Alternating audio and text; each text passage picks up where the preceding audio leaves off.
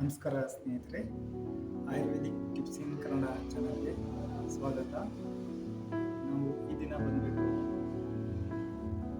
ಉತ್ತರಣಿ ಗಿಡದ ಬಗ್ಗೆ ಮಾಹಿತಿಯನ್ನು ತಿಳಿದುಕೊಳ್ಳೋಣ. ಸ್ನೇಹಿತರೆ, ಉತ್ತರಣಿಯ ಯಾವ ಔಷಧಿ ಗುಣವಿದೆ, ಇದರಿಂದ ಏನೆಲ್ಲ ಉಪಯೋಗವಿದೆ, ಯಾವುದಕ್ಕೆಲ್ಲ ಉಪಯೋಗಕ್ಕೆ ಬರುತ್ತೆ, ಈ ಸಸ್ಯ ಕಳೆಯ ಸಸ್ಯವು ಯಾವ ಔಷಧಿಯ ಗುಣವಿದೆ ಎಂಬುದನ್ನು ಈ ದಿನ ನಾವು ತಿಳಿಯೋಣ ಸ್ನೇಹಿತರೆ. ಹಾಗೆ ಸ್ನೇಹಿತರೆ, ಈ ಉತ್ತರಾಣಿಯು ಕಳೆ ಗಿಡವಾಗಿರುವಂತಹ ಈ ಅದ್ಭುತವಾದ ಉತ್ತರಾಣಿ ಗಿಡವು ಹೇಗೆ ಇರುತ್ತೆ, ಇದರ ಔಷಧಿ ಗುಣವೇನೇನು ಎಂಬುದನ್ನು ತಿಳಿಯೋಣ ಬನ್ನಿ ಸ್ನೇಹಿತರೆ.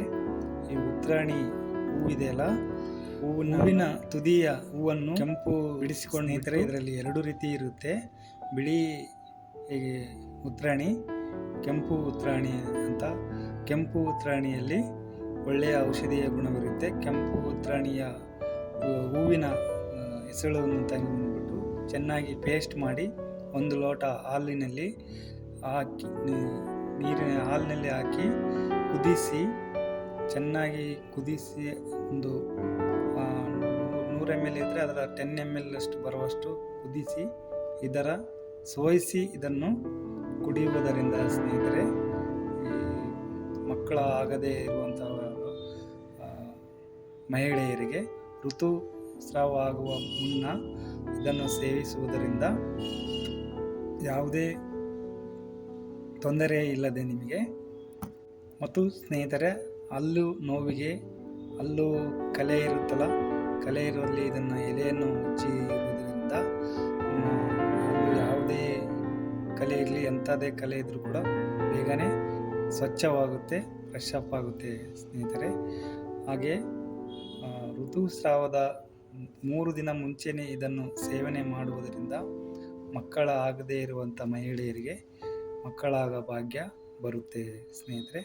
ಮಕ್ಕಳ ಫಲವನ್ನು ಅವರು ಅನುಭವಿಸಬಹುದು ಸ್ನೇಹಿತರೆ. ಇನ್ನು ಮುಂದಿನ ಉಪಯೋಗವೇನೆಂದರೆ, ಇದರ ಎಲೆಯನ್ನು ಚೆನ್ನಾಗಿ ಪೇಸ್ಟ್ ಮಾಡಿ ಒಂದು ಮಜ್ಜಿಗೆ ಅಥವಾ ಮೊಸರಿನಲ್ಲಿ ಇದನ್ನು ಪೇಸ್ಟನ್ನು ಮಿಶ್ರಣ ಮಾಡಿಕೊಂಡು ಕುಡಿಯುವುದರಿಂದ ಸ್ನೇಹಿತರೆ, ಲೂಸ್ ಮೋಷನ್ ಅಂದರೆ ಬೇದಿ ಆಗುತ್ತಲ್ಲ, ತುಂಬಾ ಬೇದಿ ಆಗುವಂಥವರು ಇದನ್ನು ಮಜ್ಜಿಗೆ ಅಥವಾ ಮೊಸರಿನಲ್ಲಿ ಸೇವನೆ ಮಾಡುವುದರಿಂದ ತುಂಬ ಬೇಗನೆ ವಾಸಿಯಾಗುತ್ತೆ ಸ್ನೇಹಿತರೆ. ಇದನ್ನು ಈ ರೀತಿಯಾಗಿ ಪೌಡ್ರ್ ಮಾಡ್ಕೊಂಡ್ಬಿಟ್ಟು ಎಲೆಯನ್ನೆಲ್ಲ ಒಣಗಿಸಿ ಮಿಕ್ಸಿಯಲ್ಲಿ ಆಗಿದ್ರೂ ಹಾಕ್ಬೋದು, ಒಂದು ಕಲ್ಲಿನಲ್ಲಿ ಒಳಕಲ್ಲಿ ಹಾಕಿ ರುಬ್ಬಿನಾದರೂ ಈ ರೀತಿ ಪೌಡ್ರ್ ಮಾಡಿ ಹಾಕಿ ಸೇವನೆ ಮಾಡ್ಬೋದು ಸ್ನೇಹಿತರೆ. ಇದು ಹಸಿಯಾಗಿರುವುದರಿಂದ ಇದರ ಕಾಳುಗಳು ಬಂದುಬಿಟ್ಟು ಅಕ್ಕಿಯ ರೀತಿ ಇರುತ್ತೆ ಸ್ನೇಹಿತರೆ. ಈ ಅಕ್ಕಿ ಆಗಿರುವ ಕಾಳುಗಳನ್ನು ಬಿಡಿಸ್ಕೊಂಡ್ಬಿಟ್ಟು ಸಪ್ರೇಟಾಗಿ ಇದನ್ನು ಜಜ್ಜಿ ಪೌಡರ್ ಥರ ಮಾಡಿ ಸೇವನೆ ಮಾಡುವುದರಿಂದನೂ ಒಳ್ಳೆಯ ಆರೋಗ್ಯದ ಬೆನಿಫಿಟ್ ಇದೆ ಸ್ನೇಹಿತರೆ. ಇನ್ನು ಇದನ್ನು ಬೇರನ್ನು ತೆಗೆದುಕೊಂಡ್ಬಿಟ್ಟು ಜಜ್ಜಿ ಅದನ್ನು ತುಂಡು ಮಾಡಿ ಚೆನ್ನಾಗಿ ಜಜ್ಜಿ ಅದು ತುಪ್ಪದಲ್ಲಿ ಹುರಿದು ಅದನ್ನು ಪೇಸ್ಟ್ ಮಾಡಿ ಮತ್ತೆ ತುಪ್ಪದ ಜೊತೆ ಪೇಸ್ಟ್ ಥರ ಮಾಡಿಬಿಟ್ಟು ಈ ಪೈಲ್ಸ್ ಅಂತಾರಲ್ಲ, ಮೂಲವ್ಯಾಧಿ ಆಗಿರುವಂಥವರಿಗೆ ಅಲ್ಲಿ ಮುಳ್ಳಿನಂತೆ ಇರುವುದು ಹಚ್ಚಿದರೆ ಇದನ್ನು ತುಂಬ ಬೇಗ ವಾಸಿಯಾಗುತ್ತೆ ಸ್ನೇಹಿತರೆ. ಹಲ್ಲಿನಲ್ಲಿ ಈ ರೀತಿಯಾಗಿ ಕಲೆಗಳಿರುವವರು ಇದನ್ನು ಪೇಸ್ಟ್ ಥರ ಮಾಡಿ ಉಜ್ಜುವುದರಿಂದನೂ ಹಲ್ಲು ತುಂಬ ಸ್ವಚ್ಛವಾಗುತ್ತೆ. ಅಲ್ಲಿನ ಯಾವ ನೋವುಗಳು ಕೂಡ ಇರುವುದಿಲ್ಲ. ಆ ಹುಳುಗಳು ಇದ್ದರೂ ಕೂಡ ಎಲ್ಲ ಹೊರಗಡೆ ಬಂದುಬಿಡುತ್ತೆ ಸ್ನೇಹಿತರೆ. ತುಂಬ ಒಂದು ಅದ್ಭುತ ಔಷಧಿ ಅಂತಲೇ ಹೇಳ್ಬೋದು. ಈ ಉತ್ತರಾಣಿ ಗಿಡ ಎಲ್ಲಿ ಕಂಡರೂ ನೀವು ಬಿಡಬೇಡಿ ಸ್ನೇಹಿತರೆ. ಇದರ ಆರೋಗ್ಯದ ಬೆನಿಫಿಟ್ಟು ತುಂಬಾ ಇದೆ.